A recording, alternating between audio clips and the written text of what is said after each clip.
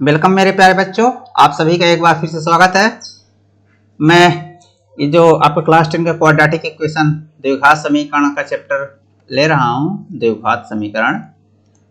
उसमें मैं कल उसका कॉन्सेप्ट रिलेटेड एक वीडियो डाल चुका हूँ। उसको इसके ठीक पीछे वाला जो वीडियो है वो कॉन्सेप्ट रिलेटेड पूरा कॉन्सेप्ट सुनता है क्या कैसे। उसके बाद आज से आपका जो चैप्टर जो आपके जैसे आपकी एनसीईआरटी बुक का जो स्क्रीनशॉट मैंने लिया है उससे पर डिपेंड जो क्वेश्चन है वो सब मैं लूँगा, लेकिन वो पीछा वीडियो जरूर देख लीजिए। वो सब आपको बहुत अच्छा कॉन्सेप्ट देता है। जैसा कि मैं क्लास 10 का एक प्लेलिस्ट बना के रखा हूँ इस चैनल में, उसमें जो भी आपका एनसीईआरटी का सिलेबस है उसके हिसाब से पूरा एक एक क्रम से सब वीडियो पढ़ा है। आप देखेंगे तो आपका निश्चित 100% मैथ में बोर्ड एग्जाम में तय है यदि आप उसको क्रम से अच्छे से देख लेंगे तो चलिए द्विघात समीकरण के पहले चैप्टर के क्वेश्चन हैं जो मैं कल कुछ करवाया है, जो कॉन्सेप्ट बताया था। तो एक टाइप का क्वेश्चन करवाया था कि पहचानना कि कोई समीकरण द्विघात समीकरण है कि नहीं है, समीकरण किसे कहते हैं, फिर उसको द्विघात समीकरण क्यों कहते हैं, ये सब कल कॉन्सेप्ट में है। यदि आप देखेंगे तो मजा आएगा आपको। चलिए आज देख लेते हैं। ये लिखा है represent the following situation in the form of quadratic equation. ये स्थितियां दी हैं, तो इनको क्वाड्रेटिक इक्वेशन के रूप में ये जो स्थितियां दी है, ये तीन स्थितियां हैं, चार, ये दो, ये तीन और चार, इनको रिप्रेजेंट करना है, निरूपित करना है। मतलब ये गणित में जो समस्या दी है इसको क्वाड्रेटिक इक्वेशन के रूप में निरूपित करना है। ये इधर हिंदी में मैं हिंदी मीडियम के छात्रों को लिख दिया हूँ ताकि कोई दिक्कत ना हो उनको। तो ये देखेंगे तो ये है कि निम्नलिखित स्थितियों को द्विघात समीकरण के रूप में निरूपित कीजिए। तो एक स्थिति ये है, एक स्थिति ये है, एक स्थिति ये है, एक स्थिति ये है। तो सभी को बड़े आराम से किया जा सकता है, इसमें कुछ दिक्कत नहीं है यदि आप करना चाहे तो हम चलते हैं अगला। ये क्वेश्चन है, जैसे इसको हम अगले वीडियो में लेते हैं, उसको सॉल्व करते हैं अगले पेज में। तो ये है एक आयताकार भूखंड, जो आपका ये चार क्वेश्चन आपके बुक में हैं, उनका ये हिंदी में है और हिंदी को मैं इधर कॉपी ले रहा हूँ और ले लेता हूँ आपको। जरा देखिए ये है, सॉरी, ये एक आयताकार भूखंड का क्षेत्रफल 528 वर्ग मीटर है। प्लाट की लंबाई मीटर में दी हुई है, क्योंकि क्षेत्रफल वर्ग मीटर में है तो लंबाई निश्चित रूप से लंबाई चौड़ाई मीटर में होगी। तो प्लाट की लंबाई मीटर में है दी है, इसकी चौड़ाई के 2 गुने से अधिक है। तो 2 गुने से 1 अधिक। देखिए एक आयताकार जमीन है, किसी का प्लाट है, भूखंड मतलब प्लाट है, ये मान लीजिए ये। तो इस प्लाट का जो क्षेत्रफल दे रहा है, पूरा क्षेत्रफल जो दे रहा है, ये पूरा एरिया जो है वो कितनी है, 528 वर्ग मीटर। प्लाट की लंबाई, ये जो लेंथ है और ये ब्रेड्थ है बी, ये बोल रहा है कि इसकी प्लाट की लंबाई इसकी चौड़ाई के 2 गुने से 1 अधिक है। तो यहाँ पर बेस जो तुलना की जा रही है चौड़ाई से की जा रही है, या ध्यान रखिए यहीं पर यही कॉन्सेप्ट होता है। लंबाई के बारे में बता रहा है। जैसे मैं बोलूं कि अजय विजय से 3 साल ज्यादा है उम्र है, अजय विजय से 3 वर्ष ज्यादा उम्र का है, विजय से 3 वर्ष ज्यादा उम्र का है। तो यहाँ पर जो आधार है विजय की उम्र है, विजय की उम्र पता होगी, मान लीजिए कि उसकी 18 वर्ष है, तो अजय विजय से 3 वर्ष ज्यादा है, तो अजय की उम्र जितनी है, अजय की उम्र पता था चलेगी जब विजय की उम्र विजय से 3 वर्ष अधिक है, तो विजय की उम्र यदि पता हो जाएगा 18 है तो उससे 3 वर्ष अधिक कर देंगे, तो इस प्रकार अजय की उम्र पता हो जाएगी। तो बेस किसी क्वेश्चन में जब तुलना हो रही होती है तो वहां पर बेस क्या होता है। जैसे हमेशा कहते हैं कि वो उससे ज्यादा पढ़ने में होशियार है, 2 लोगों की तुलना करते तो एक को आधार बनाते हैं कि पहले किससे तुलना कर रहे हैं। तो जैसे मैंने बोला अजय विजय से 3 वर्ष बड़ा है, तो यहाँ पर अजय की उम्र की तुलना विजय से हो रही है। यह 3 वर्ष छोटा है, अजय विजय से 3 वर्ष छोटा है, या अजय विजय से 3 वर्ष बड़ा है, दोनों स्थितियों में जो अजय की उम्र है ना वो विजय से तुलना करके बोली जा रही है। तो इस प्रकार जब तुलना का केस होता है तो पहले उसमें देखने चाहिए कि किसकी तुलना हो रही है और किसको आधार बनाकर तुलना हो रही है। तो यहाँ पर अगर ये हमेशा ध्यान रखिए, कभी भी समीकरण बनाने का कॉन्सेप्ट है, ध्यान रखिएगा। लड़कों को कॉन्सेप्ट समीकरण बनाने में सबसे बड़ी दिक्कत यही होती है, को समझते नहीं है कि जब 2 चीजों के बीच तुलना होती है, यानी संबंध स्थापित, तुलना या संबंध, जब 2 चीजों के बीच तुलना या संबंध स्थापित करने का जरूरत पड़ती है, तो फिर क्या किया जाता है कि उनमें तय किया जाता है कि जो 2 चीजों के संबंध स्थापित किया जा रहा है या तुलना की जा रही है, तो उनमें से किसकी तुलना की जा रही है और किससे की जा रही है। जिससे की जाती है उसको हमेशा आधार या बेस मान लिया जाता है। तो देखिए लंबाई इसकी चौड़ाई के 2 गुने से अधिक है, मतलब जो लंबाई है चौड़ाई को बेस मानकर चौड़ाई का 2 गुना चौड़ाई से उसका तुलना की जा रही है। तो जैसा कि मैंने बताया कि यदि ये मान लीजिए कि ये भूखंड है आयताकार, आइए इसकी लंबाई इसकी चौड़ाई, तो चौड़ाई को मान लीजिए x है, फिर चौड़ाई को x मान लेंगे, तो फिर बोल रहा है कि लंबाई इसकी चौड़ाई के 2 गुने, तो चौड़ाई x है तो लंबाई 2x से 1 अधिक, इससे भी 1 अधिक, 2 गुने से 1 अधिक, ये जरा देखिए ये बन गया आपका। तो यहाँ पर लिखना पड़ेगा माना प्लाट की लंबाई, भूखंड यानी प्लाट की चौड़ाई, यहाँ पर आप लंबाई मत मान लीजिए, आमतौर पर लोगों की आदत है लंबाई शुरू में मान लेने की, तो अब मैंने चौड़ाई x है, यहीं पर बच्चे गलती करते हैं। प्लाट की लंबाई इसकी चौड़ाई के 2 गुने से अधिक है, मतलब यहाँ पर प्लाट की लंबाई चौड़ाई 2 राशियों की तुलना हो रही है। ये तुलना होती है उनके बीच संबंध स्थापित होता है, तो जो तुलना हो रही है उसमें देखिए किसकी तुलना हो रही है और किससे हो रही है। जिससे तुलना होती है हमेशा वो आधार माना जाता है, उसी का मान हमेशा माना जाता है, याद रखिए गणित में। तो इसका सलूशन जब आप करेंगे तो आप लिखेंगे प्लाट की चौड़ाई x मीटर में है, सब मीटर में दिया रहा है क्योंकि वर्ग मीटर क्षेत्रफल वर्ग मीटर है, तो प्लाट की चौड़ाई x मीटर मान लीजिए। क्यों मान लिया, आप बोलते हैं लंबाई क्यों नहीं माने, क्योंकि यहाँ पर तुलना लंबाई की चौड़ाई से, चौड़ाई को मानेंगे और उसके आधार पर आगे बढ़ेंगे। तो जो लंबाई है इसकी चौड़ाई के 2 गुने से अधिक है, तो जो चौड़ाई x है उसका 2 गुना 2x हो जाएगा और उसमें 1 अधिक कर दें तो ये जो मिल जाएगी वो लंबाई मिल जाएगी। 1 अधिक कर दिए तो ये जो चीज मिल गई ये लंबाई। तो इस प्रकार ये, इसलिए लंबाई कितनी हो जाएगी, चौड़ाई तो आपने मान लिया, इसलिए लंबाई कितनी हो जाएगी 2x + 1 मीटर में। ठीक है, अब क्षेत्रफल जानते हैं, लंबाई गुणा चौड़ाई होता है, क्षेत्रफल बराबर लंबाई इंटू चौड़ाई आप जानते हैं। तो इसलिए लंबाई कितना है, क्षेत्रफल आपका दिया है ये दिया है आपका 528, यहाँ लिख देंगे 528, और लंबाई है 2x + 1 और चौड़ाई है x। ये जरा देखिए, अब आप इसको इसके अंदर गुणा कर दीजिए, तो 528 = इसके अंदर गुणा करेंगे इसको, ये x और 2x स्क्वायर हो जाएगा और +1 तो ये +x हो जाएगा। आमतौर पर जैसा कि मैंने बोला ये जो है चर राशि वाला लेफ्ट हैंड में लिखा जाता है, तो आप ऐसा लिख दीजिए 2x² + x = 528, इसको इधर लिख दीजिए, तो बराबर है, बराबर के पूरा राशि इधर बदल सकते हैं, बराबर मतलब ये अभी भी बराबर है, अभी बराबर। अब इसको इधर ले जाइए क्योंकि मानक रूप में बदलना है, तो 2x² + x - 528, क्योंकि इधर ये प्लस है तो इधर जाएगा तो माइनस हो जाएगा, इधर जाएगा तो ये माइनस हो गया। इधर जब 528 इधर जो था वो इधर चला गया तो क्या बचा, कुछ नहीं बचा, नहीं जीरो। गणित में जब कुछ नहीं होता तो जीरो होता। तो ये हो गया आपका मान। ये जो आपका क्वेश्चन था क्या था कि द्विघात समीकरण में निरूपित कीजिए, अभी आपने निरूपित कर लिया। ये बहुत महत्वपूर्ण चीज होती है, यदि आपको द्विघात समीकरण में निरूपित करने, ये शब्दों पर आधारित प्रश्न है, इसको द्विघात समीकरण यदि आप नहीं बना पाते हैं, यही आपका आंसर है अभी, इसका यदि आप द्विघात समीकरण नहीं बना पाते हैं तो आप समझिए कि फिर आपका गणित बेकार है हमेशा के लिए। तो ये बोल रहा है कि तो हमें प्लॉट की लंबाई चौड़ाई जांच करनी होगी, तो वो तो अभी हम जांच करेंगे, इस वर्ग समीकरण को हल करेंगे। तो ये जो वर्ग समीकरण है हल करने का मतलब इससे x का मान निकालेंगे। तो जब x का मान निकल आएगा कि x का मान क्या है, तो फिर यहाँ रख देंगे यहाँ और यहाँ, तो लंबाई मिल जाएगी, चौड़ाई मिल जाएगी। क्योंकि जब हम यहाँ पर क्या रखेंगे, x का मान रख देंगे यहाँ पर इन दोनों स्थानों पर, तो जब x का मान हमको निकल आएगा तब यहाँ तो हम रख पाएंगे। x का मान लीजिए थोड़ी देर कुछ भी आया 10 आया तो यहाँ 10 और यहाँ 10 रख देंगे, 10 दूना 20 कुछ भी, उस अलग कहानी है। पर इसको हल कैसे करेंगे वो अलग कहानी है। पहले तो आपका जो चैप्टर का ये क्वेश्चन है वो सिर्फ ये कह रहा है कि आप represent the following situation in the form of quadratic equation, निम्न स्थितियों को द्विघात समीकरण के रूप में निरूपित करें। तो इसको सिर्फ निरूपित करना है। निरूपित किस लिए करना है कि जिससे हम लंबाई चौड़ाई जांच कर पाए।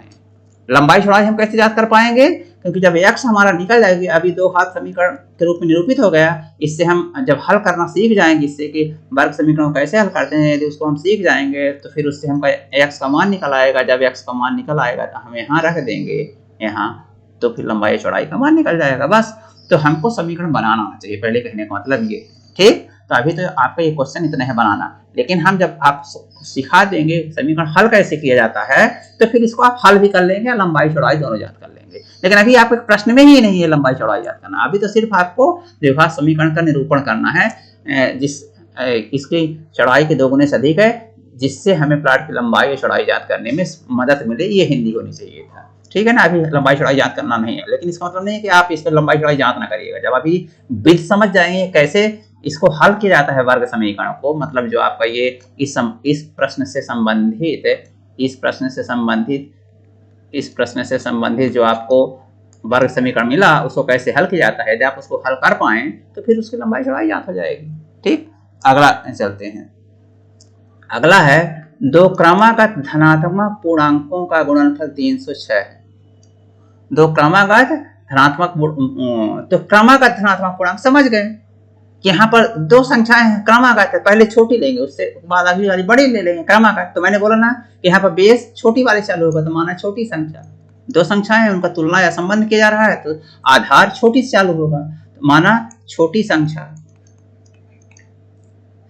अब धनात्मक पूर्णांक है, तो धनात्मक पूर्णांक जानते हैं आप कहाँ से चालू होती है, 1 2 3 4 5 6, ये सब धनात्मक है पूर्णांक है। ऐसा मत कर दीजिए कि ये भी है, ये धनात्मक संख्या लेकिन पूर्णांक नहीं है, 1.5 1.5 पूर्णांक नहीं है। तो 1 2 3 4 5 ये है। अब ये तो माना छोटी संख्या x है, इसलिए बड़ी वाली धनात्मक पूर्णांक क्या होगी, बड़ी धनात्मक छोटी धनात्मक पूर्णांक कह सकते हैं इसको आप छोटी धनात्मक पूर्णांक लिख सकते हैं, क्योंकि दो क्रमागत धनात्मक पूर्णांकों की चर्चा कर रहा है। तो आप छोटी धनात्मक पूर्णांक x, बड़ी धनात्मक पूर्णांक क्या हो जाएगी, y मत कहिएगा, इसका बेस बनाकर चलना। जैसे कहने के दौरान मान सकते थे कि प्लॉट की चौड़ाई x, लंबाई y, लेकिन आपको वर्ग समीकरण नहीं बनता एक चर राशि का द्विघाती समीकरण। जो अभी आप पढ़ रहे हैं ये चैप्टर है एक चर राशि द्विघाती समीकरण, ये जो बनता तो दो चरों वाला द्विघाती समीकरण बन जाता है, x y मान लेते आप, तो है ना। दो चरों वाला द्विघाती समीकरण भी आपके चैप्टर में नहीं है, आपके सिलेबस में, वो आगे आएगा कभी 11th 12th में। तो इस प्रकार एक चर को ही रखना है, तो एक से दो चर राशियां हैं, लंबाई और चौड़ाई दोनों नहीं मालूम है, पर एक को मालूम करके दूसरी को उसी रूप में लिखना है। तो ये तुलना कैसे करना है और उनको कैसे निकालना है, कि हमने बताया कि दो चर राशियों को जब आपस में तुलना होती है तो ये देखो कि उसमें आधार कौन है। जैसे यहाँ चौड़ाई, किससे तुलना हो रही, चौड़ाई से, तो उसको आधार मानकर उसको पहले मान लो, तो अगली मिल जाएगा, आपको y मानने की जरूरत नहीं पड़ेगी। एग्जैक्टली सेम ऐसे यहाँ है कि छोटी संख्या x है तो बड़ी संख्या क्रमागत है ना, क्रमागत मतलब x के कोई भी संख्या उसके आगे वाली x + 1 होगी। जैसे 4 है उसके आगे वाली 4 + 5 क्रमागत, ये 5 है उसके आगे वाली 5 + 4, दो क्रमागत संख्याएं इस प्रकार होंगी। अब इनका गुणनफल 306 है, तो x प्रश्नानुसार जैसा बोला है x × x + 1 = 306, ये हो गया। अब आपको x² इसको गुणा कर देना है, ये x है, x का इसमें गुणा करेंगे, इसमें तो x² और फिर x का 1 में गुणा करें तो प्लस है। आइए 306 इधर आएगा तो -306 = 0। ये आपका मानक रूप है द्विघात समीकरण का। मैं पिछला वीडियो बता चुका हूँ कि पिछला वीडियो जरूर देख लीजिएगा कि द्विघात समीकरण का मानक रूप ऐसा हो तो ax + bx + c = ax² + bx + c = 0 इस रूप का है, और इसलिए ये जो है तो जो आपका क्वेश्चन था उस रूप में परिवर्तित हो गया।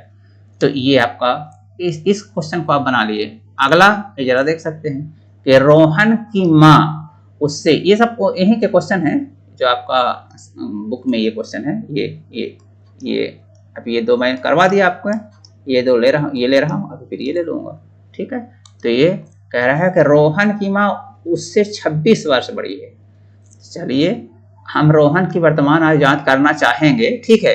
रोहन और रोहन की माँ की दोनों की वर्तमान आयु हम ज्ञात कर सकते हैं, चाहेंगे तो हम लेकिन हमको पहले क्या बनाना है, वो समीकरण बनाना है। तो आप यहाँ क्या लिख रहा है उसको मत देखिए, आपकी तुलना हो रही है तो ये देखना है कि आपको किसको बेस मानना है वर्ग समीकरण बनाने के लिए। तो रोहन की माँ उससे माने रोहन से 26 वर्ष बड़ी है। अब से 3 वर्ष बाद उनकी आयु का गुणनफल 360 होगा। तो रोहन की माँ रोहन से 26 वर्ष बड़ी है, तो माना रोहन की उम्र x वर्ष, वर्तमान में हमेशा वर्तमान में मानी जाती है। ये बोल रहा है ना कि रोहन की माँ उससे मतलब रोहन से 26 वर्ष बड़ी है, तो रोहन से तुलना हो रही है, तो रोहन की उम्र मान लेंगे x, तो माँ की उम्र निश्चित रूप से 26 वर्ष बड़ी है, तो x + 26 हो जाएगी। 26 वर्ष ये वर्तमान की उम्र है, आज की उम्र है वर्तमान में। भाई रोहन के लिए वर्तमान में 26 है, तो उससे उसकी माँ 26 वर्ष बड़ी है, मतलब वर्तमान में रोहन की माँ की उम्र x + 26 हो गई। ठीक, 3 वर्ष बाद, अब जरा देखिए 3 वर्ष बाद, 3 वर्ष बाद रोहन की उम्र 3 बढ़ जाएगी। 3 वर्ष बाद रोहन की उम्र = x + 3। आज रोहन की 1 साल है, आज आपकी मान लीजिए आप लोगों की उम्र 15 वर्ष है, 16 वर्ष है, 3 वर्ष बाद 15 + 3 हो जाएगी, है ना, 15 + 3 यानी 18 वर्ष। ऐसे आज रोहन की उम्र 1 वर्ष है, 3 वर्ष बाद रोहन की हो जाएगी। और 3 वर्ष बाद उसकी माँ, कोई किसी की उम्र बढ़ती तो है नहीं, वो रुकेगी तो है नहीं कि रुकेगी, बढ़ेगी। तो 3 वर्ष बाद माँ की उम्र भी 3 वर्ष बढ़ जाएगी, तो माँ की उम्र कितनी हो जाएगी, यह भी है x + 26, x + 26 है और +3 और हो जाएगी, इतनी हो जाएगी। तो इस प्रकार ये हो जाएगी x + 29, x + 29, 26 + 3। तो 3 वर्ष बाद रोहन की उम्र ये और उसकी माँ की उम्र ये। अब ये बोल रहा है कि इनका 3 वर्ष बाद इनकी आयु वर्षों में का गुणनफल, उनकी मतलब उन दोनों की आयु का वर्षों में गुणनफल ये होगा। तो इन दोनों गुणनफल कर दीजिए, तो x + 3 × x + 29 = 360, ये प्रश्नानुसार। अब इस प्रकार आप इसको गुणा करके बड़े आराम से, इसका जैसे गुणा करना मालूम होगा, 2 फैक्टर है इनका गुणा, x का पहले इसमें गुणा कर दीजिए और x का इसमें भी गुणा कर दीजिए, तो ये काम हो जाएगा। तो x का इसमें पहले करेंगे तो x² और फिर x का इसमें ही कर देंगे तो x × 29 है, 29x हो गया। अब x का हो गया आपको, तो ये मैं मिटा देता हूँ। अब आपके पास 3 बचा, x कर दिया, अब 3 का एक बार इसमें कर दीजिए और फिर 3 का इसमें भी कर दीजिए। तो 3 किस में करेंगे तो 3x हो जाएगा, और फिर 3 का 29 में करेंगे तो 87 हो जाएगा, 87 हो जाएगा, और 360 ही तो है ही। अब आप इनको इधर कर दीजिए, x² तो है ही, 29x + 3x 32x है, और ये 87 है, 32x है प्लस 87 है माइनस 360 है, अब = 0। ये मानक रूप में हो गया कि थोड़ा हल करते हैं और कर लें। तो ये x² प्लस 32x और ये 60 कम करना 27 प्लस माइनस 273 ये 87 में 360 घटाएंगे तो माइनस में आएगा, तो बड़ी संख्या माइनस में है, 273 आएगा। तो इस प्रकार ये जो है, तो जो द्विघात समीकरण जो निरूपित करना था उसमें निरूपित हो गया, यही द्विघात समीकरण है। क्यों ये रुक जाएंगे, तो मानक रूप में आ गए। मानक रूप में मतलब ax² प्लस bx और प्लस c = 0 के रूप में हो गया, और इसलिए आप यहीं पर रुक जाएंगे, ये आपका आंसर होगा। तो इस प्रकार आपने ये दिखा दिया कि इसका हम रोहन की वर्तमान आयु ज्ञात करना चाहेंगे तो जांच, ठीक है समीकरण बना लिया, अभी हम चाहेंगे, अभी ये क्वेश्चन नहीं है, अभी सिर्फ समीकरण बनाना है। तो यहाँ से यदि हल करेंगे तो x की उम्र निकल जाएगी, तो रोहन की उम्र ऑटोमेटिक, जब x की उम्र निकल जाएगी तो रोहन की उम्र निकल जाएगी और उसकी माँ की भी निकल जाएगी, ये भी निकल जाएगी, क्योंकि x की वैल्यू मालूम होगी, दोनों निकल जाएंगे। इस प्रकार आप कह सकते हैं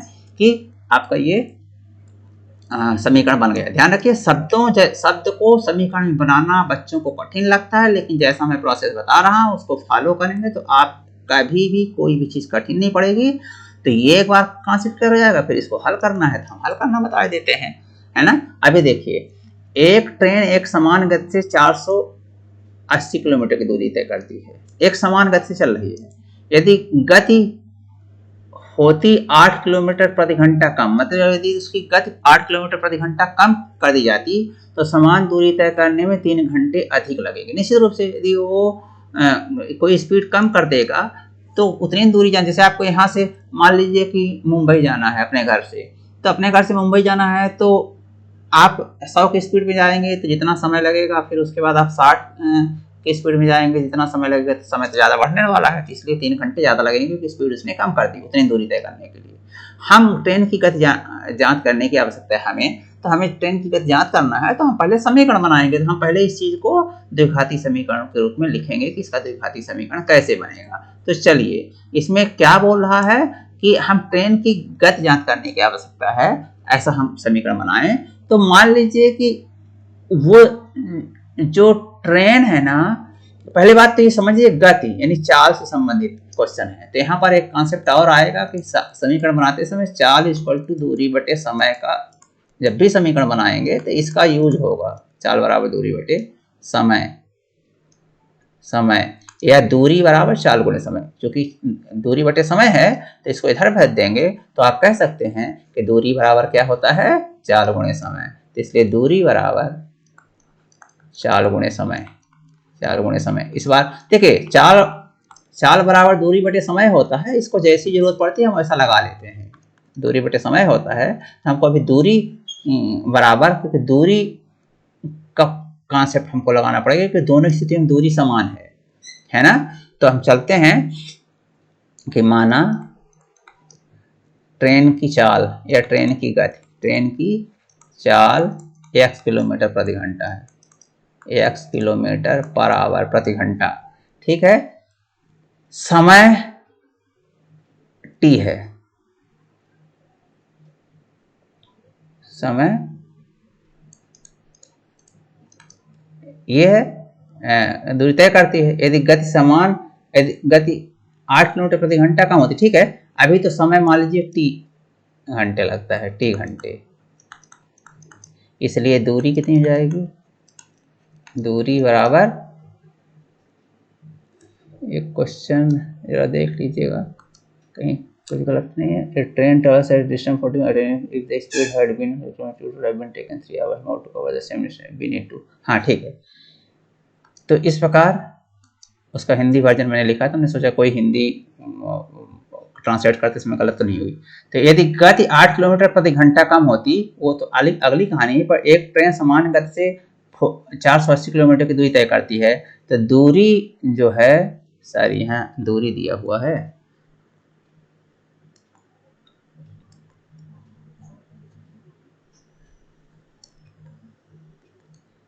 दूरी 480 है, दूरी बराबर 480 है ना। तो इसलिए ये वाला फार्मूला यहाँ नहीं लगेगा, समय वाला, यहाँ से समय निकाल सकते हैं, वो सब एक ही निकलेगा, यहाँ से समय भी निकाल सकते हैं। अभी क्या निकाला था आपने, दूरी बराबर चाल गुणे समय, चाल गुणे समय। अभी समय बराबर निकाल सकते हैं कि दूरी बटे चाल, ये चाल को इधर इधर गुणा है, इधर भाग हो जाएगा, तो समय बराबर दूरी बटे चाल हो जाएगा, ये मतलब आया है। तो फार्मूला वही है, इसको इधर उधर जैसी जरूरत हो वैसा कर सकते हैं। तो समय बराबर क्या हो जाएगा, दूरी बटे चाल, ओ समय बराबर दूरी बटे चाल, हाँ दूरी बटे चाल, समय बराबर दूरी बटे चाल। क्यों, क्योंकि चाल बराबर दूरी बटे समय होता तो समय यहाँ चला जाएगा, चाल यहाँ आ जाएगा, तो समय बराबर दूरी बटे चाल हो जाएगी। ये समझते होंगे आप, ये पिछले भी क्वेश्चन आए हैं वहाँ पे मैं कर चुका हूँ, पिछले चैप्टर्स के क्वेश्चन में सब समझा चुका हूँ। तो दूरी 480, इसलिए समय बराबर क्या हो जाएगा, इसलिए समय इज इक्वल टू दूरी बटे चाल। तो दूरी है 480 और चाल है x, ठीक, चाल x है और दूरी ये है, इतने किलोमीटर, सॉरी किलोमीटर लिखा है, ये किलोमीटर लिखा है, 480 किलोमीटर, ठीक है। अब दूसरी स्थिति में, द्वितीय स्थिति जरा देखिए, द्वितीय स्थिति क्या कर रहा है, तो पहली स्थिति में हो गया, द्वितीय स्थिति देखिए। द्वितीय स्थिति ये कह रहा है कि यदि गति होती 8 किलोमीटर प्रति घंटा कम, यदि 8 किलोमीटर प्रति घंटा उसकी कम गति होती, द्वितीय स्थिति में चाल कितनी बोल रहा है कि यदि उसकी x है तो x माइनस 8 होती। अभी आपने x मान के रखा है तो वो पहली स्थिति, लेकिन 8 किलोमीटर प्रति घंटा कम होती, अभी x किलोमीटर प्रति घंटा, अब x माइनस 8 किलोमीटर प्रति घंटा होती, ठीक है। तो समान दूरी यानी दूरी वही है, दूरी इक्वल टू 480 किलोमीटर। तो अब समय कितना लगता, समय इज इक्वल टू ये दूरी बटे चार यानी 480 बटे एक्स माइनस 8, तो 480 बटे एक्स माइनस 8, तो 480 बटे एक्स माइनस 8 होता। तो अभी आप इसको क्या कर सकते हैं, ये पहली बार समय इतना, दूसरी बार समय इतना, लेकिन ये बोल रहा है कि जो दूसरी बार समय लग रहा है ये पहली बार के समय से 3 घंटा अधिक है। देखिए 3 घंटा अधिक है, मतलब ये वाला समय दूसरी बार वाला समय इस वाले समय से 3 घंटा अधिक है। ये वाला अधिक है और इसलिए इसका डिफरेंस इसका डिफरेंस 3 होना चाहिए, है ना। क्यों? क्योंकि बोला ना कि ये यदि गति ऐसे होती है दूसरी स्थिति में समान दूरी तय करने, मतलब दूरी यही है आपकी, यही दूरी है, बट आपको क्या कर रहा है 3 घंटे अधिक लगेगा। तो ये जो समय लग रहा है ये वाला आपका ये समय, ये वाला समय दूसरी स्थिति में लग रहा है और ये वाला समय पहली स्थिति में लग रहा है। ये वाला समय 3 घंटे अधिक है, मतलब इसमें इसको घटा देंगे तो 3 घंटे का डिफरेंस आ जाएगा। तो हम लिखते हैं आपके लिए क्या कि 480/x-8 ये दूसरी स्थिति में लगा समय और पहली स्थिति में 480/x ये लगा इतना समय और इन दोनों का अंतर 3 घंटे है। ये जो है 3 घंटे ज़्यादा है, मतलब इसमें इसको हटाएंगे तो वो आ जाएगा। अब इसको क्या करना है, अभी इसको सॉल्व करना है तो द्विघात समीकरण बन जाएगा। यहाँ देखिए, यहाँ x-8 इंटू एक्स लघुत्तम आ जाएगा, इसका तिर्यक गुणा 480x माइनस ये है 480 इंटू एक्स माइनस 8 आई बराबर 3। इसको आप हल किए हैं इसको, ये तो इस प्रकार ये क्या हो गया, इसको इधर गुणा कर दीजिए तो ये 480x ये है और ये 480x इसको भी मैं ऐसे लिख देता हूँ माइनस 8, ये जो है ये पूरी चीज इधर गुणा हो जाएगी, तिर्यक गुणा तो इधर पहुंच जाएगी। इसको कर देंगे 3 गुणे x माइनस 8 इंटू एक्स, ये आपका क्या हो गया, इस प्रकार आपका ये हो गया। अभी क्या करना है आपको, इसको सॉल्व करना है तो 480x माइनस इसके अंदर गुणा होगा तो 480x माइनस इसका माइनस माइनस प्लस हो जाएगा तो 8 गुणे 480, ऐसे इसका इसके अंदर गुणा होगा x का 3 का 3x स्क्वायर हो जाएगा और माइनस 8 24x ये हो गया। अब ये कट गया, ठीक है। अब इस चीज को पूरा इधर लेके चले जाइए, ये क्योंकि प्लस है ये माइनस है, इस चीज को पूरा इधर लेके चले जाइए, ये क्या हो जाएगा माइनस 3x स्क्वायर और ये माइनस 24x है तो 24x, ये माइनस इधर प्लस हो गया और प्लस ये 8 ये प्लस है तो इसका मल्टीप्लाई कर दीजिए, 8×64 से लगे 6 8 से 32 6 38 ये हो गया। और इधर इसको तो पूरा इधर भेज दिए पूरी चीज़ को, ये 3x स्क्वायर माइनस 24x, तो इस प्रकार ये इधर पूरा चला गया और इस प्रकार ये समीकरण बन के तैयार हो गया। तो इस प्रकार आपने देखा कि इसका भी समीकरण बन के तैयार हो गया। तो अब आपके जो चीजें दी हुई थी सबका समीकरण बनाना आप सीख गए। आप यहाँ पर क्वेश्चन पूछेगा ट्रेन की गति बताइए, तो ट्रेन की गति बताने के लिए आपको समीकरण को बोलेगा नहीं समीकरण बनाइए। आपको इस क्वेश्चन को यदि हल करने का परीक्षा में आया और यदि नहीं बोला कि समीकरण बनाइए, समीकरण बनाना जैसे आपकी बुक में लिखा है तो अभी तो समीकरण बनाना है, पर यदि समीकरण बनाने के अलावा भी वो बोल सकता है कि इसका हल कीजिए, ट्रेन की गति बताइए, तो आपको समीकरण निकाल कर ट्रेन हल करेंगे तो x का मान निकलेगा, जब x का मान निकलेगा तो ट्रेन की गति निकल जाएगी। ऐसे इस क्वेश्चन में, ऐसे इस क्वेश्चन में। तो मुझे उम्मीद है कि ये पूरा ही जो द्विघात समीकरण के चैप्टर का समीकरण है, कॉन्सेप्ट, समीकरण कैसे बनाया जाता है, समीकरण कैसे पहचाना जाता है, ये आपको सब समझ में आ गया होगा। अभी सिर्फ अब इस चैप्टर में जो द्विघात समीकरण उसमें सिर्फ एक ही काम बचा है कि समीकरण हल कैसे करें और उससे समीकरण का हल करना। और हल करते हैं तो किस किस तरह के समीकरण बन सकते हैं, किस किस तरह की विधियां होती हल करने पर, उसके क्या कॉन्सेप्ट होते हैं, समीकरण हल करना है अभी द्विघात समीकरण को तो उसकी क्या विधियां हो सकती है वो हम देखेंगे अगले वीडियो में। निश्चित रूप से वीडियो में आपको बहुत मदद मिली होगी, कॉन्सेप्ट क्लियर हुए होंगे। यदि ऐसा है तो वीडियो को लाइक कर दीजिए, दोस्तों में शेयर कर लीजिए और चैनल को सब्सक्राइब कर लीजिए। मिलते हैं अगले वीडियो में, बहुत बहुत धन्यवाद।